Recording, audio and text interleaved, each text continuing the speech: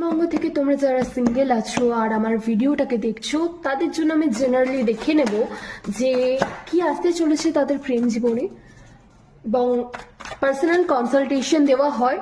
আপনি আমাকে ডিএম করতে পারেন। লেটস সি কি আসতে চলেছে।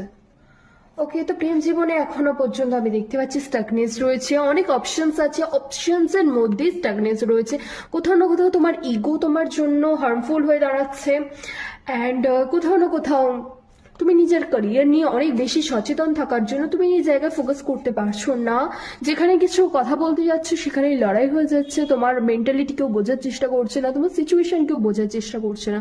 তাই তুমি নিজে এতটা ইন্ডিপেন্ডেন্ট হয়ে গেছো যে তুমি নিজের জিনিসটাই নিজে সমস্ত দায়িত্ব নিচ্ছ, নিজের কেয়ার নিজেই করছো। তোমার তাই মনে হচ্ছে না যে তোমার সত্যি আর কাউকে প্রয়োজন আছে বলে।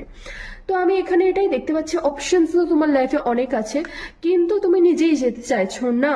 তোমার হয়তো কাউকে না কাউকে পছন্দ, কিন্তু তাও তোমার সেখানে অ্যাকশন নেওয়ার মতো কোনো এনার্জি নেই। তোমার মনে হচ্ছে ঠিক আছে, যদি হওয়ার হয় নিশ্চয়ই হয়ে যাবে। অ্যান্ড এটাও যে যে পাস্টের এক্সপিরিয়েন্স তোমার ভালো ছিল না, তাই তুমি সেই ভরসাটা পাচ্ছ না একটা অ্যাকশনস নেওয়ার।